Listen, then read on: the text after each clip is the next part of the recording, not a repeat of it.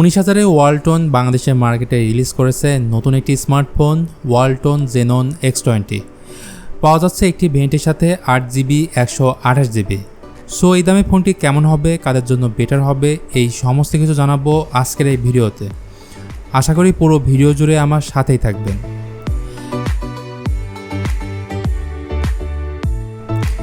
শুরুতেই ডিজাইন নিয়ে বললে প্রথম দেখাতেই আপনি এই ফোনের প্রেমে পড়ে যাবেন, কারণ বক্সি ডিজাইন, সেই সাথে ব্যাক প্যানেলটি অনেকটা গ্লাসের মতো। এই ফোনটি দুটি কালার ভেরিয়েন্ট থাকছে, কসমিক ব্ল্যাক এবং অরেঞ্জ শিমার।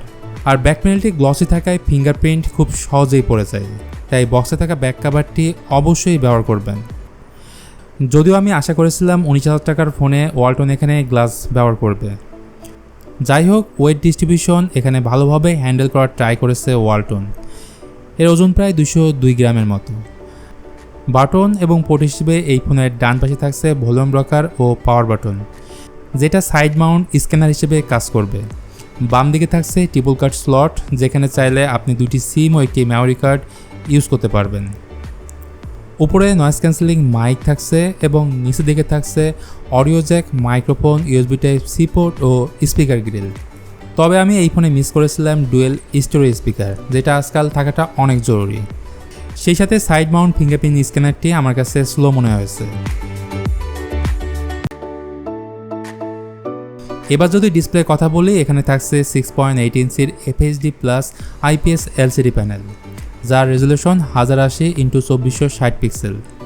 এবং প্রথমবারের মতো ওয়ালটনের এই ফোনে ব্যবহার করা হয়েছে 120 হার্টজের ফাস্ট রিফ্রেশ রেট, সেই সাথে টাচ স্যাম্পলিং রেট 240 হার্টজ।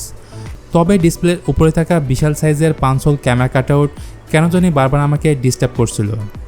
তবে ভালো বিষয় হচ্ছে আইফোনের মতো ওয়ালটনের এই ফোনে ব্যবহার করা হয়েছে ডাইনামিক ক্যাপসুল, যেটার অ্যানিমেশনটা মোটেও আমার কাছে ভালো লাগেনি।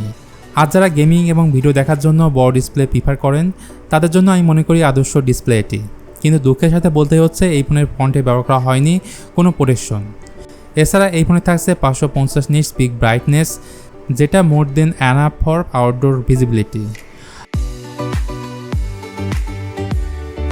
আবার প্রসেসরের কথায় আসলে এখানে ব্যবহার করা হয়েছে মিডিয়াটেক Helio G99, যেটা অনেকেই বলছে ভালো প্রসেসর, আমার কাছেও ভালোই মনে হয়েছে। কিন্তু সমস্যাটা হচ্ছে 1 বছর আগের পুরাতন প্রসেসরটিকে ওয়ালটন ব্যবহার করেছে তাদের এই স্মার্টফোনে, যেখানে অন্যান্য মোবাইল কোম্পানিগুলো লেটেস্ট প্রসেসর দিয়ে ফোন লঞ্চ করে থাকে।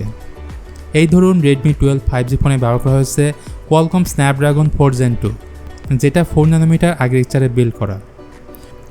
By the way, Helio G99 6 nanometer আর্কিটেকচারে বিল্ড করা একটি অক্টোকোর প্রসেসর, প্রায় 3,82,000-এর মতো এর আন্তঃস্কোর।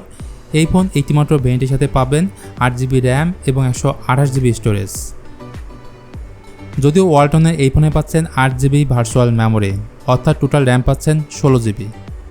আর পারফরমেন্স ভালো হওয়ার আরও একটি কারণ হলো UFS 2.2 স্টোরেজ টাইপ এবং র্যাম টাইপ থাকছে LPDDR4X। গেমিং নিয়ে বললে এই ফোন দিয়ে HD গ্রাফিক্স হাই ফ্রেম রেটে 30 FPS খেলতে পারবেন, আর হিটিংও তুলনামূলক কম হয়।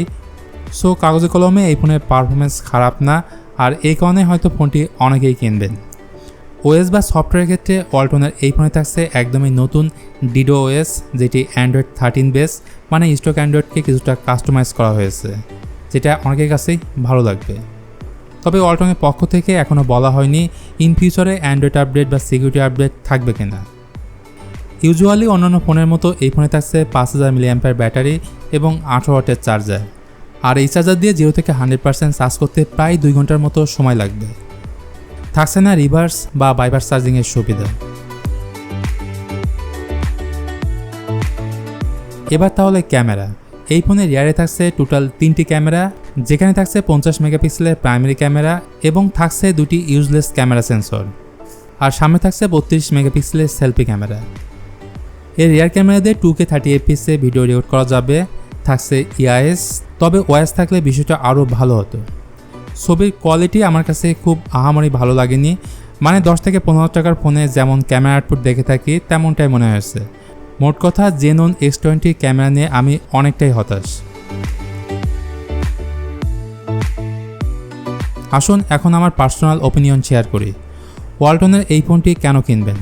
যদি আপনি অ্যাকচুয়ালি ওয়ালটনের একজন অন্ধভক্ত হয়ে থাকেন, তাহলে ডেফিনেটলি আপনি এই ফোনটি কিনতে পারেন। কিন্তু 20,000 টাকার নিচে বাজেট থাকলে চোখ বন্ধ করে নিতে পারেন ইনফিনিক্স নোট 30। তো ভিউয়ার্স, এই ছিল আজকের ভিডিও ওয়ালটন জেনন X20 কে নিয়ে। তো আজকের ভিডিওটি এখানেই শেষ করতে হচ্ছে। ভিডিওটি ভালো লাগলে please hit the like button, share করতে পারেন আপনার বন্ধুদের সাথে। আজকের মতো আমি মিথুন এখানে বিদায় নিচ্ছি। দেখা হবে নেক্সট ভিডিওতে।